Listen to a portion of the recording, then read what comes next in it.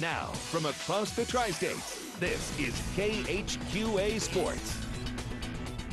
Well, good evening, Tri-States, and welcome into Sports Final, where I learned tonight that you can always tell how good a game was by how much your ears ring for the rest of the night. Brown County was really loud. More on that in just a second. Excellent night for some playoff hoops as we had sectional titles to decide in both Brown County and Beardstown, while the QND boys looked to capture a regional title in Class 3A up in Galesburg. But all the while, the first on the plate today was the QND Lady Raiders, standing just one win away from yet another berth in the state title game, and that is where we begin as QND took on Morton this afternoon at Redbird Arena. And early on, QND got out to a 14-0 run thanks to, well, Cassidy Gangenbacher and really everybody on the squad. Erica Obert doing some nice work inside there, and QND just kept pouring it on. Beautiful spin move inside. Cassidy Gangenbacher just getting to work. Great ball movement as we've seen out of QND. A lot of the times that ends up with Jordan Frericks. She puts it away right there. The Mizzou star or future star doing some work in the paint. Other side of things, Cassidy with that long range game. So deadly, gets knocked down, and she will get the whistle and get herself to the line. Later, Kristen Gangenbacher, not quite on the layup, but Mary Beth Hugenberg there on the spot for the rebound. And how about some Kristen Gangenbacher? This time she gets her shot to go from the left wing. QND absolutely rolls over Morton in this one. Final score 67-51, and they are just one win away from a state title. Chris Dewar has the story with Eric Orn after the game.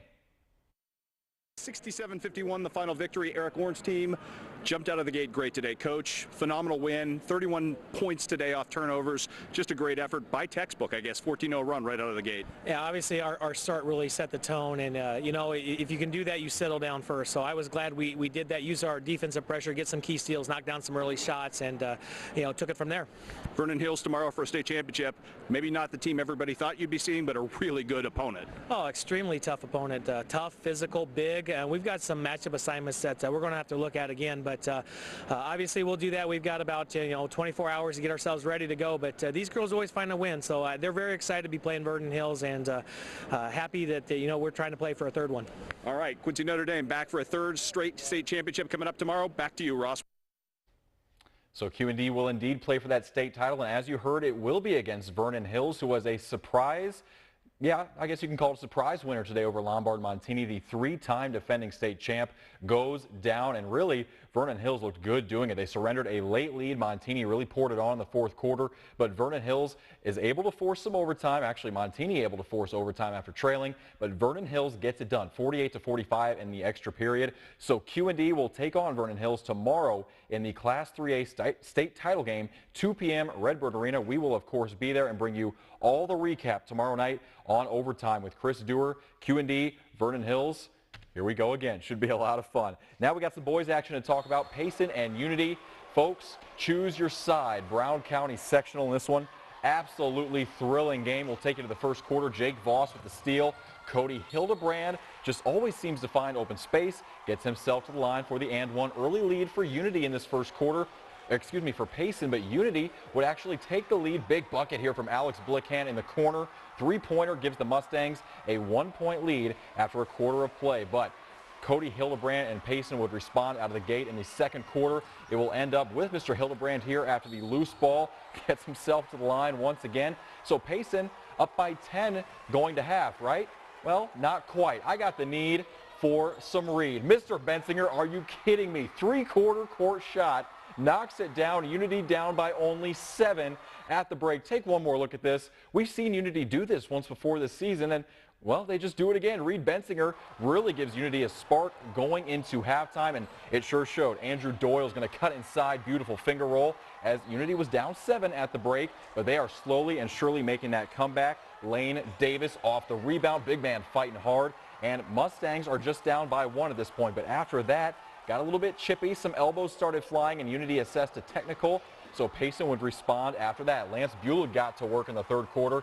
Pretty much owned the third quarter here. You saw one bucket there. Head fake, pull-up jumper. That goes down as well. Lance Buell, very nice night. But Unity hitting more big shots. Alex Blickhand beat the first quarter buzzer. He beats the third quarter buzzer. That guy can just hit from anywhere on the floor. Unity keeping it close after 3 quarters of play. And Bensinger would do the same. The kick-out pass here. He's in the corner. Wide open. Reed Bensinger with another three-pointer. Unity within striking distance, but really couldn't climb back to within 5 or 6 points. when this one was all said and done. Another nice take by Lance Bulick and Coach Brian Ray.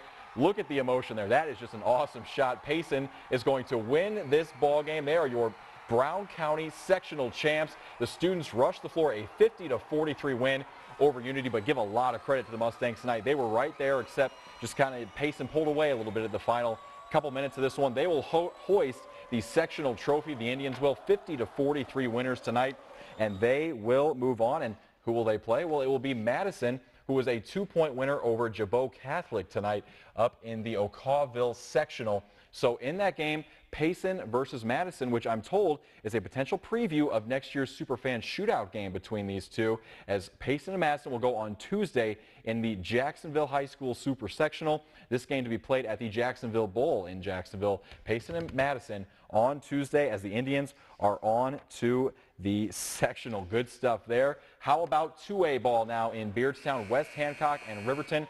Reno Pinkston squad seeking the sectional title, but Riverton really matched up well with these guys. Good start here. Parker Gibbs scoops and ties the game at 12. Very nice shot for the big man there. He is just all reach. We're tied at 12 early on. Paxton Harmon, though, he will get himself the leaner to go, the Red O'Flaherty winner, as he gets one to bank off the glass. And Paxton Harmon very strong. A little bit more inside the paint. He's going to take one off the pass. Drive baseline. And a little pull-up gets it to go. That mid-range game working well as 2 points goes down for him. Harmon with another take. Folks, guess how many points he had tonight? 43 for number 30 for West Hancock. Paxton Harmon going out with a bang. But would it be his last game? Riverton just wouldn't go away in this one. Off the inbounds play, they get the bounce to fall there. They had a couple of nice shooters, but Harmon not going away either. I mentioned 43 points. There's 2 of them earned very well right there. The Titans led by 9 in the fourth quarter, but they were outscored down the lead. They would surrender the lead. Paxton Harmon 3 at the buzzer, though, would force overtime in this game, as they are not quite done yet. Slashes inside there, but West Hancock just not enough answers tonight. We hate to bring you bad news tonight. Riverton gets this win tonight over West Hancock. Final score was 47-40. Excuse me, it was 78-70. Riverton gets the win in this one, as Paxton Harmon and the West Hancock Titans see their excellent season come to an end. As well, we hate bringing you bad news, but unfortunately for that, it was a very good night for Paxton Harmon. How about the QND boys going against Galesburg? Now they're a little bit back in their bracket, going for the regional title tonight, because they of course started a little bit later. Alex Fitch and the 7 QND seniors, could they keep their season alive? The first bucket of the game for QND came from Fitch, but maybe you fans have seen Galesburg before. They came to Quincy and they're pretty good. Grant Gibson comes open after the scramble for a long 3. QND would miss at one end, and Joe Williams makes it a 10-2 lead for Galesburg, as you see him get the breakaway and the lead right there. QND, though, that you know they're going to scrap, you know they're going to claw back, and they did exactly that here. Beautiful move inside by Matt McPherson. Avoids the contact just enough, gets the lay-in, but he could not convert on the free throw. Sam Douglas, the backdoor cut, number 22, getting good stuff right there. Tony Stella, how about a backdoor from Alex Fitch on that one? As I mentioned, QND trying to claw back in this one. Chris Dietrich would put QND up 18-17 with this bucket, but QND trailed 20-18 at the half and never quite could recover. They never did lead in the second half. Galesburg out of the Western Big 6 gets it done on their home floor, and they will knock out QND. Again, we hate bringing you bad news. QND, I believe the final score in this one was 36-29 as the Raiders end their season. Also, and just keeping a reminder, we have Payson versus Madison, just to recap it, in the Jacksonville sectional on Tuesday. And, of course, the QND girls will play for the state title against Vernon Hills tomorrow at 2 p.m. Those are the 2 Illinois squads left. And, of course, we got a whole slew of Missouri action coming your way as well. Now, from earlier today, we did have some news on the college docket from the Hannibal High School region of things. The versatile track star Abby Jeffries made good on her commitment to go to Northwest Missouri State next season to run track. Coach Ingram was telling me about Northwest, and I decided to look into it.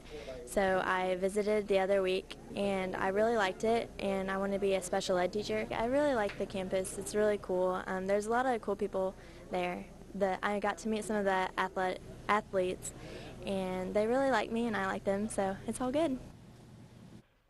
So Jeffrey's very versatile, as we mentioned. She's going to run a lot of different events for them, and that is just a very good pickup for Northwest Missouri State. Congratulations to her. And also, want to take you back to last night. The Marion County boys were able to squeak past Glasgow, a comeback fourth quarter win, 50-48 in overtime. Really, you have to call it one of the best games of the season, and that's all they've been playing lately. Any way you look at it, the deck was stacked against the Mustangs last night. The team gave up a huge height disadvantage to Glasgow and saw both Clay Pollard and Luke Stratton get into early foul trouble. But as they've done all postseason long, as we mentioned, Ryan Wood's team found a way. Here's their thoughts. The coach had told us, he said this wasn't even a comeback. He said we've played games and come back from a lot more than this, and we know how to do this, and we know how to finish a game, and we relied on that, and he really motivated us to play our game. Since Clay and Luke got in foul trouble, it put a lot of pressure on us because someone out there had to take a leadership and take a role. So it was my perfect opportunity to take that leadership and get ahead of this game so that way we can move on. They're the team who knocked us off by 1 point last year off of making it to state. So to come back and get a win against them in overtime is really the best experience I've ever had.